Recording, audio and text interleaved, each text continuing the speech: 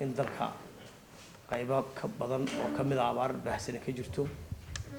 gaar ahaan gobollada galbeedka oo ugu sii daran yihiin gobolka Salel, Awdal, Gabiley, Maroodijeex waqooyigeeda iyo Saaxil waqooyigeeda. Runtii saa la socotaan cimiladu isbedel badan oo ku yimid awgeed gurigeenna waxaa jiray waxa uu yahay 6 bilood oo ka soo bilaabanta dabayaaqada Maarij waxaana ku dhamaadaa Sebtembar dhamaadkeeda. waxaa maanta dhacday runtii taariikhdan dadka soo marin galbeedka oo ah guga iyadoo jilaalkii lagu soo jiray 4 bilood bila rooba waxaa dhacday in maanta la waayay 4 bilood ee guga ee hore oo dhan la waayay inay 2 bilood dambe guga waan ku jirnaa oo ah 2 bilood ee diraacda loo yaqaan sicid bas u taqaano iyo 2 bilood ee xagaaga iyo 4tii ka horeysay jilaal baa la waayay runtii muddo 8 bilood iyo galbeedku runtii roob la'aan ku dhacday. taasi waxay keentay in baadkii xoolaha iyo maartay dalagii bixi lahaa sanadkan baa in meesha ka baxo in biyihii maartay hoos u dhacaan in dhulkii aan biyaha laga waayi jirin runtii oo awal abaarteenu markay ku badan tahay hawdkana biyo dhaamis badan baa dhici jiray laakiinse galbeedka iyo buurleydu ay aad biyaha xagga biyaha ay ka yaray ay maartay dib badan ka qabi jirin. waxaa maanta dhacday in maanta ay biyihii xitaa buurihii ay saameeyeen biyaha ka dhacday. waxaan markaa ummadda reer Somaliland dibadii gudaba ugu baaqaynaa hay'adaha caalamiga meesha caalamka dalalka saaxiibada nahay in hawsha gurmad degdeg la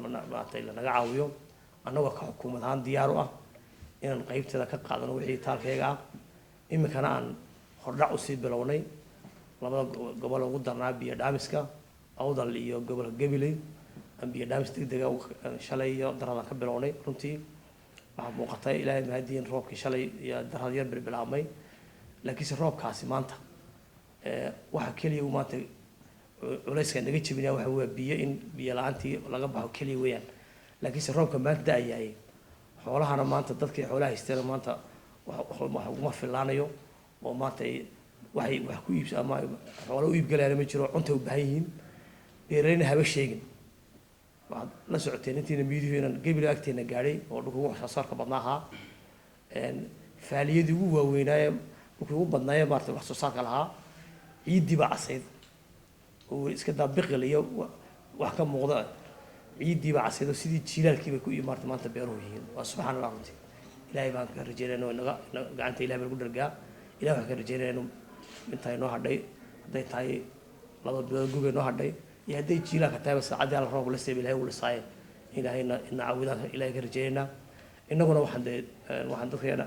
ummadda reer Somaliland ganacsatada iyo cid walba ka codsaynaa inaan isku naxariisano oo u diyaar garoono gurmad degdega oo dadka la gaadho